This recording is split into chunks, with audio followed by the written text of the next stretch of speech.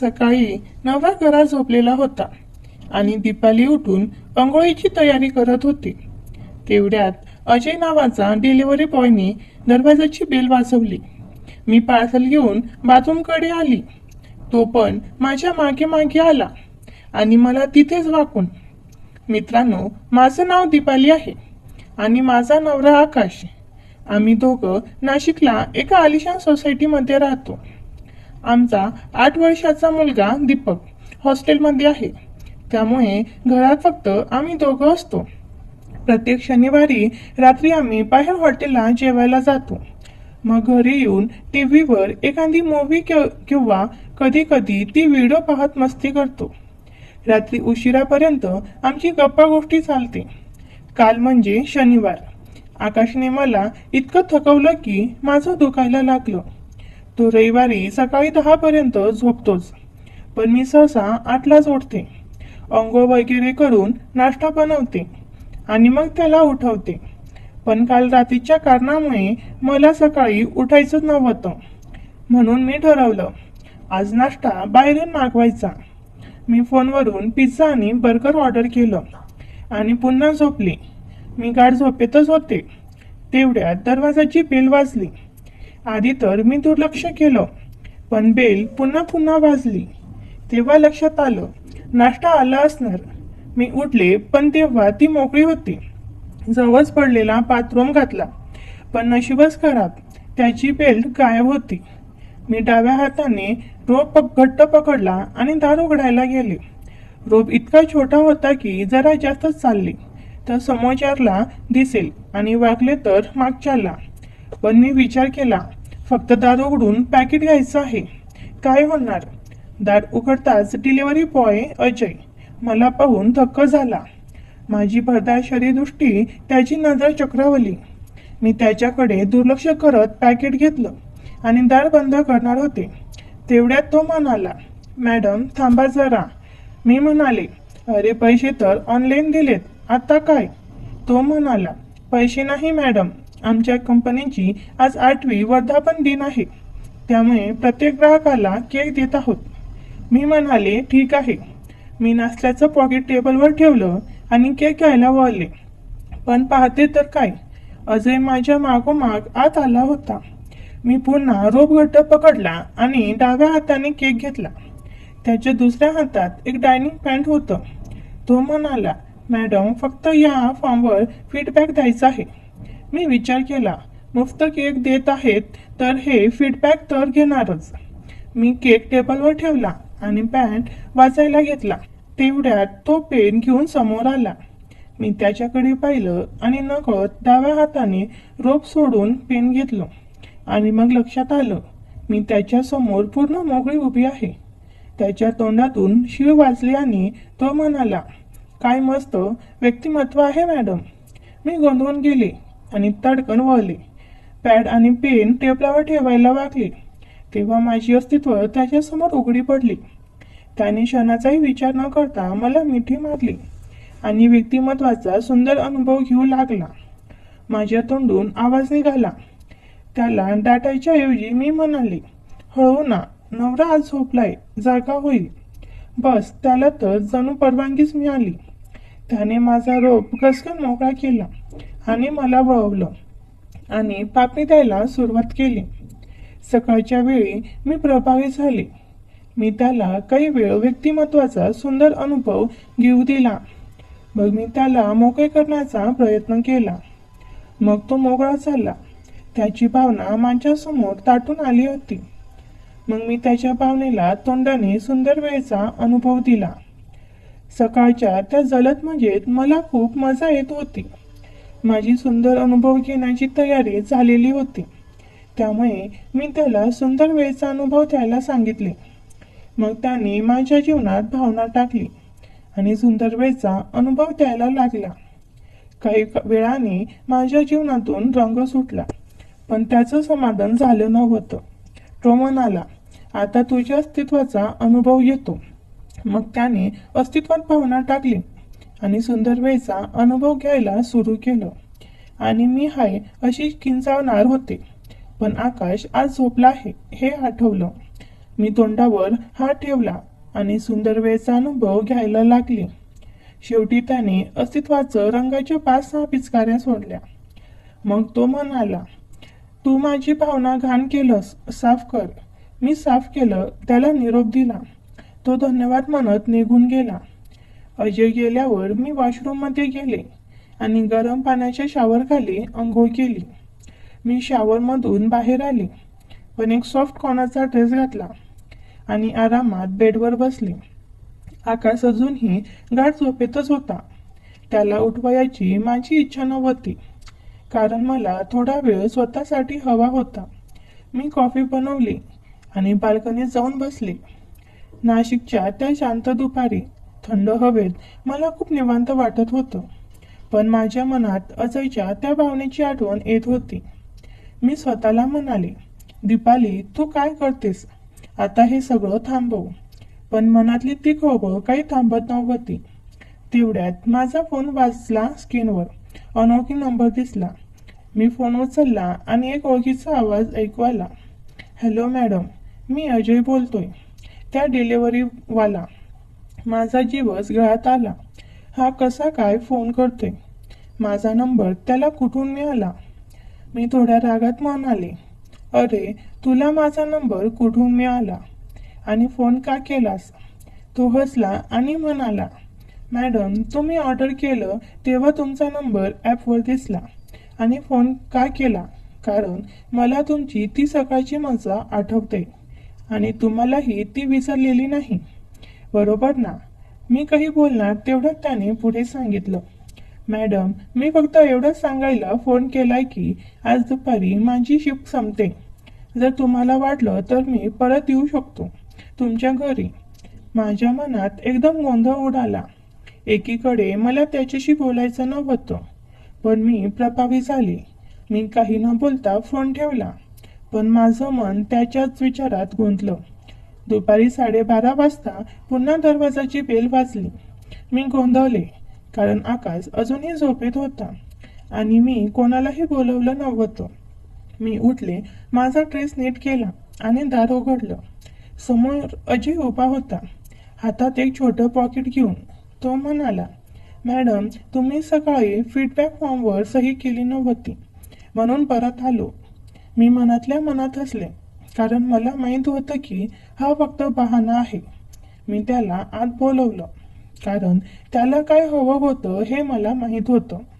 अजय आत आला आणि त्याने दार लावलं. मी त्याला विचारलं, का रे, खरंच फीडबॅकसाठी आलाय की आणखी काही काम आहे? तो हसला आणि म्हणाला, मॅडम, तुम्ही इतक्या सुंदर आहात की फक्त फीडबॅकसाठी कोण येणार? त्याच्या बोलण्याने माझ्या गालावर लाली आली. त्याने मला हळूच घेतलं आणि पापी दिलं. मी त्याला हसत हसत म्हणाले, जरा हळूहळू अजय, माझा नवरा आज झोपलाय, जागा होईल तर तुझी केअर नाही. त्याने मला खोडकरपणे पाहिलं आणि म्हणाला, मॅडम, मला माहीत आहे तुम्हाला काय हवंय आणि मी ते देण्यासाठीच आलोय. सोप्यावर झोपवलं आणि जीवनात त्याने मला भावना टाकून सुंदर वेळचा अनुभव द्यायला लागला. मी डोळे मिटून त्या सुंदर वेळचा अनुभव घ्यायला लागले. मी हसत म्हणाले, अजय, तू खरंच काही कमी नाहीस. सोप्यावर आमचा सुंदर वेळचा अनुभव पुन्हा सुरू झाला. माझा आवाज थोडा मोठा झाला, पण मी स्वतःला सावरलं, कारण आकाश आज झोपलेला होता आणि आम्ही सुंदर वेळचा अनुभव घेत असतानाच अचानक दरवाजाची बेल पुन्हा वाजली. माझा जीव गळ्यात आला. आकाश जागा झाला की काय, पण तो अजूनही गाढ झोपेतच होता. मी अजयला इशारा केला आणि तो तयार झाला. मी पण घाईघाईने तयार झाले आणि दार उघडायला गेले. दार उघडताच समोर एक अनोखी माणूस उभा होता. तो साधारण 30-35 वर्षाचा, उंच सडपातळ आणि एका हातात फीडबॅक केस घेऊन आला. त्याने स्मितहास्य केलं आणि म्हणाला, हॅलो मॅडम, मी विजय आहे, तुमच्या बिल्डिंगच्या सेक्रेटरीचा मित्र. मला त्याने तुमच्याकडे काही कागदपत्र द्यायला सांगितलं आहे. मी गोंधळले. आमच्या बिल्डिंगच्या सेक्रेटरीने कधीच असं कोणाला पाठवलं नव्हतं, पण त्याच्या बोलण्यातला आत्मविश्वास आणि त्याचं स्मितहास्य पाहून मी त्याला आत बोलवलं. अजय अजूनही लिव्हिंग रूममध्ये होता आणि त्याने विजयला पाहताच एक विचित्र नजर टाकली. विजयने माझ्याकडे कागदपत्राचा एक फाईल दिली आणि म्हणाला, मॅडम, यावर तुमची आणि तुमच्या नवऱ्याची सही हवी आहे. बिल्डिंगच्या मेंटेनन्सबद्दल आहे. मी फाईल घेतली आणि वाचायला लागले. पण माझं लक्ष विचलित होत होतं, कारण अजय माझ्याकडे आणि विजयकडे संशयाने पाहत होता. पण माझं लक्ष कागदपत्रावर कमी आणि विजयच्या हालचालीवर जास्त होतं. त्याच्या हातातलं पेन, त्याची शांत नजर आणि त्याचा तो आत्मविश्वास, सगळं काही तिला जरा जास्तच परफेक्ट वाटत होतं. ती फाईल वाचत असताना तिच्या डोळ्यांनी विजयच्या हातातल्या पेनकडे पाहिलं. त्या पेनवर एक विचित्र लोगो होता, जणू काही तो एखाद्या गुप्त संस्थेचा भाग आहे. दीपालीच्या मनात शंकेची पाल चुकचुकली. ते साधं पेन नाहीये, नक्कीच यात काहीतरी आहे. तिने मनात विचार केला. तेवढ्यात आकाशने खाकरलं आणि दीपालीकडे पाहिलं. त्याच्या चेहऱ्यावर एक संशयास्पद भाव होता. विजय म्हणाला, मॅडम, मी निघतो. पण त्याचा आवाज जरा कडवत होता. दीपालीला समजलं की अजयला विजयचं येणं आवडलं नव्हतं. तिने त्याला हसत हसत इशारा केला, थांब जरा विजय, फीडबॅक फॉर्मवर सही करायची आहे ना. ती जाणीवपूर्वक गोड बोलली, कारण तिला अजयला शांत ठेवायचं होतं.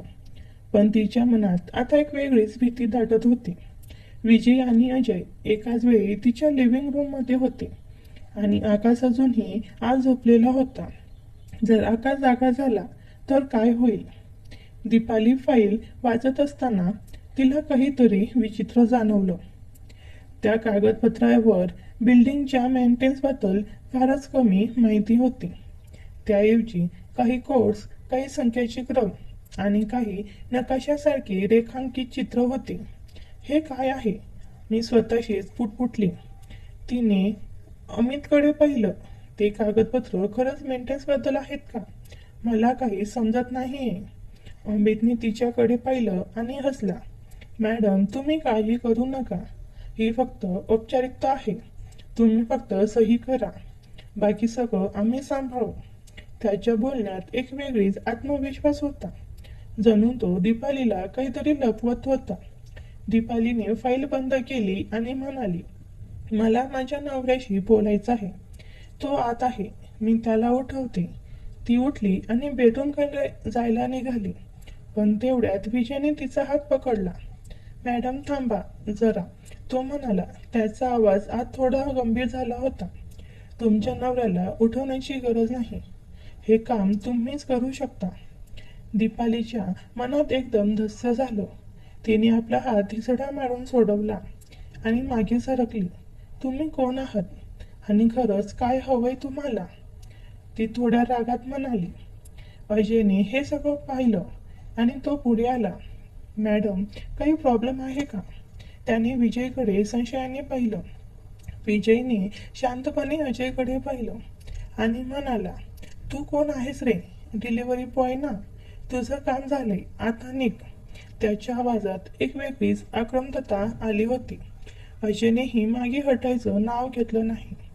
तो दीपालीच्या पुढे उभा राहिला आणि म्हणाला, मॅडम, सांगा ना, हा कोण आहे आणि हे असं का वागतोय?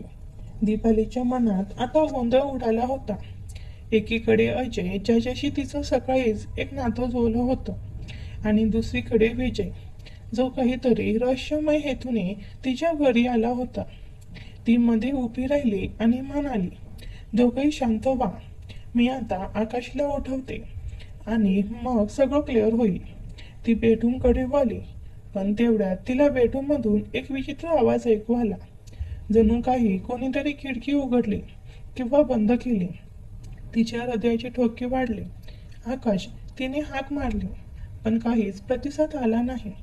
ती घाईघाईने बेडरूमकडे गेली आणि दार उघडलं. पण बेडरूम रिकामी होती. बेडरूमवर चादर अस्ताव्यस्त पडली होती आणि खिडकी उघडी होती. आकाश कुठे गेला? त्याला कुणीतरी नेलं की तो स्वतःहून गेला? दीपालीच्या डोक्यात विचारांचं वादळ उठलं. तिने मागून वळून पाहिलं तर अजय आणि विजय दोघेही तिच्या मागे बेडरूमच्या दारात उभे होते. त्याच्या चेहऱ्यावर एक विचित्र भाव होता. तुमचा नवरा कुठे आहे मॅडम? विजयने विचारलं. त्याचा आवाज आता थंड आणि धोकादायक वाटत होता. अजयनेही दीपालीकडे पाहिलं आणि म्हणाला, मॅडम, काहीतरी गडबड आहे. हा माणूस मला विश्वासातला वाटत नाही. दीपालीच्या मनात आता खूप प्रश्न निर्माण झाले. आकाश कुठे गेला? विजय खरंच बिल्डिंगच्या सेक्रेटरीचा मित्र आहे का? आणि अजय, त्याला खरंच दीपालीची काळजी आहे की तोही काहीतरी लपवतोय? दीपालीने स्वतःला सावरलं आणि दोघांना बाहेर जायला सांगितलं. तुम्ही दोघं लिव्हिंग रूम मध्ये जा. मी आता आकाशला शोधते, ती म्हणाली. तिने बेडरूमची खिडकी तपासली. खिडकीच्या काठावर काही मातीचे ठसे दिसले. जणू कोणीतरी तिथून आत बाहेर गेलं होतं. दीपालीच्या मनात भीती दाटली. तिने आपला फोन उचलला आणि आकाशला कॉल केला, पण त्याचा फोन बंद होता. तिच्या मनाचे ठोके आता आणखी वाढले. ती लिव्हिंग रूम मध्ये परतली तेव्हा विजय आणि अजय एकमेकांकडे संशयाने पाहत होते. दीपालीने विजयकडे पाहिलं आणि म्हणाली, तू मला खरं सांग, तू कोण आहेस आणि ही फाईल खरंच कशाबद्दल आहे? विजय दीर्घ श्वास घेतला आणि म्हणाला, ठीक आहे मॅडम, मी खरं सांगतो. मी बिल्डिंगचा सेक्रेटरीचा मित्र नाही. मी एक प्रायव्हेट इन्व्हेस्टिगेटर आहे आणि ही फाईल यात तुमच्या नवऱ्याशी संबंधित काही गुप्त माहिती आहे. दीपालीला धक्का बसला. आकाश, त्याच्याशी संबंधित कसली माहिती? ती जवळजवळ ओरडली. विजयने शांतपणे सांगितलं, तुमचा नवरा आकाश गेल्या काही महिन्यांपासून एका गुप्त प्रोजेक्टवर काम करतोय. त्यांच्याकडे काही कागदपत्र आहेत ज्यामुळे काही मोठ्या लोकांचं नुकसान होऊ शकतं आणि त्यामुळे त्याला धोका आहे.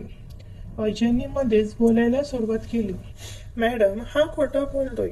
हा कदाचित त्या लोकांपैकीच एक आहे जे तुमच्या नवऱ्याच्या मागे लागलेत. दीपाली गोंधळली. तिला कोणावर विश्वास ठेवावा हे समजत नव्हतं. ती अजयकडे वळली आणि म्हणाली, तू काय लपवतोस अजय? तू फक्त डिलिव्हरी बॉय आहेस की आणखी काही? अजयने एक क्षण थांबून दीपालीकडे पाहिलं. मग त्याने खिशातून एक कार्ड काढलं आणि तिला दिलं. त्या कार्डवर लिहिलं होतं, अजय शर्मा, सिक्युरिटी एजन्सी. दीपाली थक्क झाली. तू डिलिव्हरी बॉय नाहीस. ती उदारली. अजयने हसत हसत सांगितलं, मॅडम, मी डिलिव्हरी बॉय आहे, पण ती फक्त कव्हर आहे. मी खरं तर तुमच्या नवऱ्याचं संरक्षण करायला ठेवलेलो आहे, पण आज सकाळी तुमच्याशी ते सगळं अनपेक्षित घडलं. दीपालीच्या डोक्यात आता सगळं फिरत होतं. आकाश कुठे आहे? विजय खरं बोलतोय की अजय? आणि दोघं खरं बोलत असतील तर आकाशच्या आयुष्याचा खरंच धोका आहे. ती स्वतःला सावरत म्हणाली, मला आता सगळं खरं सांगितलं पाहिजे, नाहीतर मी पोलिसांना बोलवेन. तेवढ्यात बाहेरून एक जोरदार आवाज आला. जणू कुणीतरी गाडीचा दरवाजा जोरात बंद केला. दीपाली, अजय आणि विजय तिघही खिडकीकडे धावले. खाली रस्त्यावर एक काळी व्हॅन उभी होती आणि त्यातून दोन माणसं उतरली. त्यांच्या हातात बंदुका होत्या. दीपालीच्या हृदयाचा ठोका चुकला. हे कोण आहेत? ती घाबरत म्हणाली. विजयने तिच्याकडे पाहिलं आणि म्हणाला, मॅडम, आता वेळ नाही. तुमच्या नवऱ्याला शोधायचं असेल तर माझ्यावर विश्वास ठेवा. अजयने त्याला मध्येच तोडलं. नाही मॅडम, माझ्यावर विश्वास ठेवा. हा माणूस तुम्हाला फसवतोय. दीपालीच्या मनात आता एकच प्रश्न होता की कोणावर विश्वास ठेवणार आणि आकाश कुठे आहे? तेवढ्यात तिच्या फोनवर एक मेसेज आला.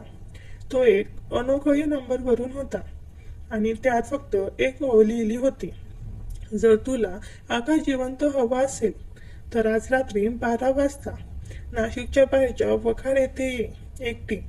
दीपालीच्या हातातून फोन खाली पडला तेव्हा तिच्या हृदयाची ठोके होता. ती खाली वाकली, फोन उचलला आणि पुन्हा तो मेसेज वाचला. तिच्या हातातला फोन थरथरत होता. विजय आणि अजय दोघी तिच्याकडे टक लावून पाहत होते. त्याच्या चेहऱ्यावर एक विचित्र भाव होता. काय झालं मॅडम? अजयने विचारलं. त्याचा आवाज काळजीने भरलेला होता. राधिका काही बोलणार तेवढ्यात अमित पुढे आला आणि म्हणाला, मॅडम, मला फोन दाखवा. कदाचित मी तुम्हाला मदत करू शकेन.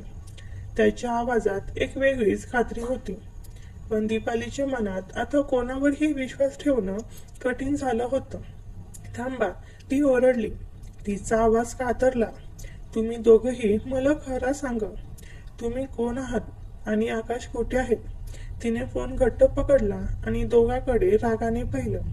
अजयने हात पुढे केले आणि शांतपणे म्हणाला, मॅडम, मी खरं सांगितलंय. मी सिक्युरिटी एजन्सीचा आहे. मला आकाश सरांचं संरक्षण करायला ठेवलं होतं. पण आज सकाळी तुमच्याशी जे काही झालं ते माझी चूक होती. त्याने नजर खाली केली. जणू त्याला खरंच पश्चाताप होत होता. विजयने हसत हसत टाळी वाजवली. वाह डिलिव्हरी बॉय, तुझी स्टोरी तर खूपच चांगली आहे. पण मॅडम, त्याच्यावर विश्वास ठेवू नका. हा कदाचित त्या लोकांपैकी एक आहे ज्यांनी आकाशला पकडलंय. त्याच्या बोलण्याने दीपाली आणखी गोंधळली. ती स्वतःला सावरत म्हणाली, बस, आता मी पोलिसांना बोलवते. ती फोनवर पोलीस स्टेशनचा नंबर शोधायला लागली. पण तेवढ्यात तिच्या डोळ्यांसमोर ती काळी व्हॅन आठवली. त्या बंदुकीधारी माणसांचे चेहरे तिच्या डोक्यात घुमले. थांब दीपाली, ती स्वतःशीच पुटपुटली. जर मी पोलिसांना बोलवलं तर आकाशला धोका होऊ शकतो. तिने फोन खाली ठेवला आणि विजयकडे वळली. तू म्हणलास ना तू प्रायव्हेट इन्व्हेस्टिगेटर आहेस. मग सांग, आकाश कुठे आहे आणि हा मेसेज कोणी पाठवलाय? तिने फोन त्याच्यासमोर धरला. विजयने मेसेज वाचला आणि त्याचा चेहरा गंभीर झाला. हा नंबर मला माहीत नाही, तो म्हणाला. पण हा मेसेज ज्या ठिकाणाचा उल्लेख करतोय ती वखार, ती जागा फारच कुख्यात आहे. तिथे काही अवैध कारभार चालतात. मला खात्री आहे आकाश तिथेच आहे. दीपालीच्या मनात भीती दाटली. पण त्याचबरोबर एक ठरावही आला. ठीक आहे, ती म्हणाली, मी विश्वासघात करेल. विजयने हसत हसत डोकं हलवलं. मॅडम, तुम्ही मला घ्या. मी तुम्हाला आणि आकाशला सुरक्षित बाहेर काढेन. दीपाली गोंधळली. तिला कोणावर विश्वास ठेवावा, पण तिच्याकडे वेळ नव्हता. तिने ठरवलं की दोघांना सोबत घेईन, पण त्यांच्यावर बारकाईने लक्ष ठेवेन. ठीक आहे, ती म्हणाली, तुम्ही दोघंही माझ्यासोबत याल. पण जर तुम्ही काही गडबड केली तर मी तुम्हाला सोडणार नाही. तिने त्यांना घराबाहेर काढलं आणि स्वतः बेडरूममध्ये गेली. तिने एक काळा टॉप आणि जीन्स घातली. तिच्या पर्समध्ये पेपर स्प्रे ठेवला आणि मनात ठरवलं की ती संजयला काहीही करून वाचवेल. रात्री 12 वाजता दीपाली, अजय आणि विजय एका कारमध्ये नाशिकच्या बाहेरच्या वखारीकडे निघाले. रस्ता ओसाड आणि अंधारा होता. दीपालीच्या हृदयात भीती आणि उत्साह यांचं मिश्रण होतं. ती ड्रायव्हरच्या सीटवर होती. अजय तिच्या शेजारी बसला होता आणि विजय मागच्या सीटवर. कारच्या हेडलाईट्स रस्त्यावर पडत होत्या. पण दीपाली त्या अंधारात काहीतरी विचित्र जाणवत होती. तिला जणू कोणीतरी त्याचा पाठलाग करत आहे असं वाटत होतं. मॅडम, तुम्ही ठीक आहात ना? अजयने विचारलं. त्याचा हात तिच्या खांद्यावर ठेवलं. दीपाली त्याच्याकडे वळली आणि म्हणाली, हात काढ. मी आता कोणावरही विश्वास ठेवायला तयार नव्हती. विजयने मागून हसत हसत म्हटलं, अजय, तुझी ही डिलिव्हरी बॉयची स्टाईल आता बंद कर. मॅडमला त्रास देऊ नको. त्याच्या बोलण्याने वातावरण थोडं हलकं झालं. पण दीपालीच्या मनातली भीती कमी झाली नाही. वखारीच्या जवळ येताच दीपाली थांबली. तिने कार एका झाडामागे लपवली आणि तिघही खाली उतरले. वखार एका मोठ्या जीर्ण इमारतीखाली दिसत होती, ज्याच्या खिडक्यातून मंद प्रकाश येत होता. दीपाली पुढे सरकली. तिच्या मागे अजय आणि विजय. तिने पेपर स्प्रे हातात घट्ट पकडला. त्या इमारतीच्या दारापाशी एक माणूस उभा होता. त्याच्या हातात रायफल होती. दीपाली थबकली. आता काय? तिने विजयकडे पाहिलं. अजयने तिच्याकडे पाहिलं आणि म्हणाला, मॅडम, तुम्ही इथे थांबा. मी आणि विजय त्या माणसाला हाताळतो. विजय होकारार्थी मान हलवली. पण दीपालीला त्याच्या नजरेत काहीतरी संशयास्पद दिसलं. तरीही तिने त्याला जाऊ दिलं. अजय आणि विजय हळूहळू त्या माणसाकडे गेले आणि काही क्षणातच त्यांनी त्याला पकडलं. अजयने त्याच्या हातातली रायफल हिसकावली आणि विजयने त्याला बांधलं. मॅडम पुढे या, अजयने हाक मारली. दीपाली धावत गेली. त्या वखारीचं दार उघडताच आतून एक थंड हवेचा झोत आला. आत अंधार होता. फक्त काही मंद दिव्याचा प्रकाश पडत होता. राधिका पुढे सरकली. तिच्या मागे अजय आणि विजय. त्या वखारीत काही मोठे बॉक्सेस आणि कंटेनर्स पडले होते. दीपालीच्या मनात आता एकच विचार होता, आकाश कुठे आहे? तेवढ्यात तिला एक अर्थातला आवाज ऐकू आला. दीपाली, तू आलीस? ती धबकली. तो आवाज आकाशचा नव्हता. ती मागे वळली, पण तिथे कोणीच नव्हतं. तिने अजय आणि विजयकडे पाहिलं, पण त्याचेही चेहरेही घाबरलेले दिसत होते. हा आवाज कोणाचा होता? ती घाबरत म्हणाली. विजयने तिच्याकडे पाहिलं आणि म्हणाला, मॅडम सावध राहा, आपण एकटे नाही आहोत. दीपाली, अजय आणि विजय हळूहळू वखारीच्या आत गेले. तिथे एक मोठा हॉल होता, ज्याच्या मध्यभागी एक टेबल होतं. त्या टेबलवर एक लॅपटॉप ठेवलेलं होतं आणि त्याच्या स्क्रीनवर एक व्हिडिओ चालत होता. दीपाली जवळ घेतली आणि तिला धक्का बसला. त्या व्हिडिओत आकाश बांधलेल्या अवस्थेत दिसत होता. त्याच्या तोंडाला टेप लावलेली होती. त्याच्या मागे एक माणूस उभा होता. त्याचा चेहरा अंधारात लपलेला होता. आकाश, दीपाली किंचाळली. ती लॅपटॉपकडे धावली, पण तेवढ्यात स्क्रीन बंद झाली आणि त्या हॉलमधून पुन्हा तो खर्चातला आवाज घुमला. दीपाली, तू खूप लवकर आलीस, पण तुझा नवरा आता आमच्या ताब्यात आहे. जर तुला तो जिवंत हवा असेल तर त्या टेबल खाली बॉक्स उघड. दीपाली थरथरत टेबलाखाली वाकली. तिथे एक लहान बॉक्स होता. तिने तो उघडला आणि त्यात एक चिठ्ठी आलीस, पण तुझा नवरा आता आमच्या ताब्यात आहे. जर तुला तो जिवंत हवा असेल तर त्या टेबल खाली बॉक्स उघड.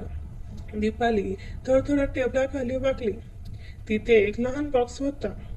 तिने तो उघडला आणि त्यात एक चिठ्ठी आणि एक छोटी डिव्हाइसेस होती.